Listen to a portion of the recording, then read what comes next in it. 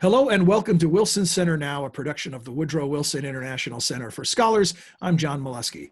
My guest today is Christopher Sands. Chris is director of the Canada Institute at the Wilson Center. He joins us on the occasion of Canada Day during this recording. And unfortunately, Chris, one of the presents for Canada was not a seat on the Security Council, which is what we're here to talk about today. Welcome. Thank you very much. So give us a little context for this. What a little brief history lesson on Canada's pursuit of the seat. Well, Canada isn't a regular member of the Security Council, but they are a founding member of the United Nations. And from the beginning, they were part of a group called Western European and Others, so WEOG in UN acronyms, which means they compete with European countries rather than countries of the Western Hemisphere. They are eligible to run for seats, and the WEOG group has seats in every even year that last for 2 years. So this year was the year that Canada picked 5 years ago, actually, when Justin Trudeau was elected Prime Minister. He set his sights on this year's election to try to get Canada another seat on the UN Security Council. So far, from the founding of the UN, Canada's held a rotating seat on the UN Security Council in every decade except for this one and the one previous. Stephen Harper, who was a conservative prime minister, had a campaign to get Canada back on the UN Security Council and failed. The Liberals mocked him for it, and now it was their turn, and they've had the same luck. And Harper, actually, his bid received more votes than Trudeau's.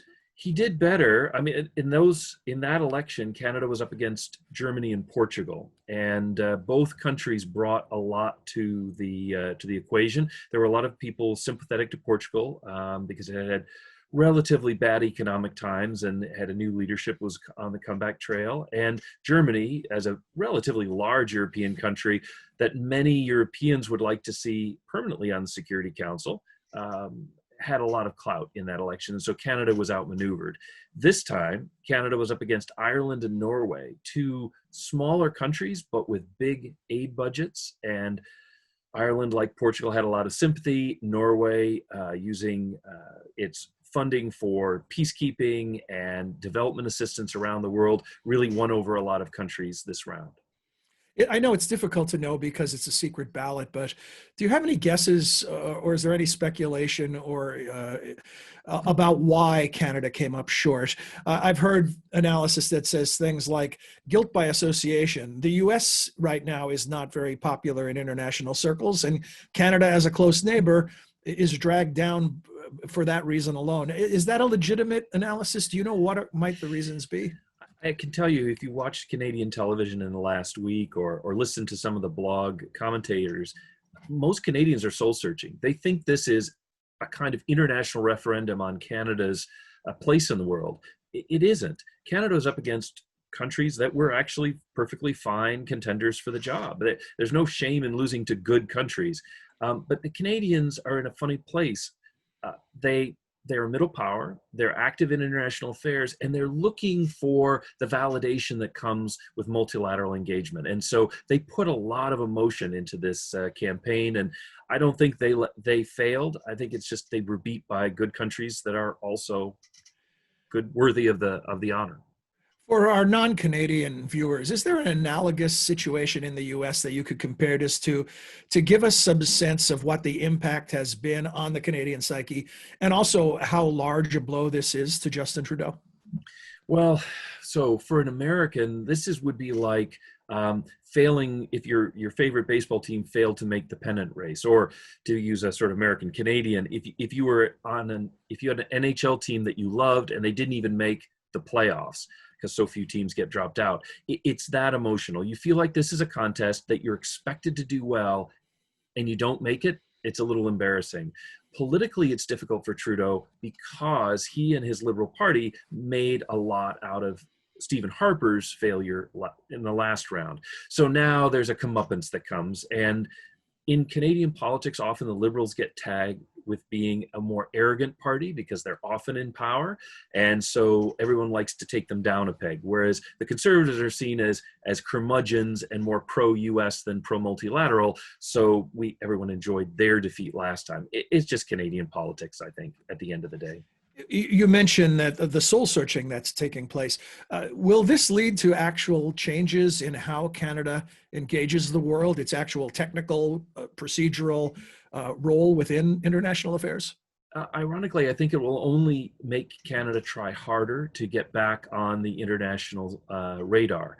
Canada has lately been acting much more like a Western sort of leader, especially in the absence of the Trump administration taking on some roles. So Canada launched the Ottawa process to try to revive WTO talks, maybe launch a new round, working with the European Union and a bunch of other middle power countries to try to come up with an agenda that would bring everyone back to the table. That's a very typical Canadian move. But to win the UN Security Council seat, where the voters are in the General Assembly, you really have to be doing a lot in Africa, a lot in the Caribbean, and a lot in Latin America to win the kind of friends who may be small, but they have a vote that you need to get over the threshold to win in a group like this.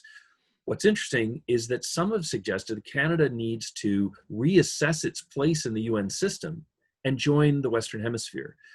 If it was standing against Latin American countries, for example, in this most recent round, Mexico won a seat on the UN Security Council running unopposed. Canada would be quite a competitive country against the Latin American countries, and I think would have a better chance of getting its turn, on the Security Council. But Canadians are reluctant to admit they're part of the Western Hemisphere sometimes, and they like that association with old Europe. So that'll be a big decision if they're willing to make it. Is this a topic that will move votes in Canada? Well, I don't know what the next round of elections would be where we could measure that, but is this something that has electoral implications? It doesn't help the Trudeau government, but ultimately it's the big issues, the USMCA, relations with the United States, relations with China that matter more. Canadians still believe in the UN mission, but there is also a growing cynicism about corruption at the UN. It's not just something Americans worry about. There have been enough scandals lately. And you see that reflected in their attitude on peacekeeping. In preparation for this vote, the Trudeau government sent peacekeeping troops to Mali as part of an effort to tamp down an uprising in northern Mali. But they only sent 45 people and a couple of helicopters. It was a very light mission, and as soon as it was over, rather than renew, they got out of Mali and came home. That is kind of an indication they want to go through the rituals of these associations, and of course they've long been associated with peacekeeping, but they're not necessarily that interested in investing heavily there when there are bigger fights in North America closer to home. So do they need more skin in the game, and are they willing to make that sacrifice? I think that's always the problem. It used to be said during Canada's colonial period that the British Empire was the counterweight against the United States, which was, of course, gravitationally always an issue. And in modern Canadian foreign policy, it's often multilateralism, which is the counterweight to the United States. So as the US becomes a bigger and bigger part of Canadian life, they look to multilateral engagement. The sad thing, or maybe the good thing, is that they've gotten more satisfaction out of joining groups like the Trans-Pacific Partnership. They joined the CPTPP. They are part of the World Trade Organization, and they have a trade agreement with the Europeans. They're also part of the Lima Group in the Western Hemisphere. Putting all of that together, they're getting more done in other multilateral forums. Maybe the UN is as important, except for sort of nostalgic reasons, as other groupings can be for them. With that in mind, my final question is, 2 years from now, do they try again? 2 years from now, they could. I think what we'll have to see first is whether there's a snap election. The Trudeau government is in a minority position. They've just come through the USMCA talks, and there is a feeling that with the Conservatives who are leaderless and the NDP who are in disarray, this would be a perfect time to call a snap election and have Trudeau win a majority. If he does, I think there's a good chance they'll go back in a couple of years. If he doesn't, if he's defeated in the next election or the recession just drags him down, he decides not to chance it, I just don't think Canada will want to go at this one more time, at least for another decade. Okay, thanks. Chris Sands, Director of the Canada Institute at the Wilson Center. Chris, always great to see you. Thanks for joining us today. It's a pleasure. Thank you, John. And to our viewers and listeners, thank you for joining us. Hope you'll do so again soon. Until then, for all of us at the Wilson Center, I'm John Molesky. Thanks for being here.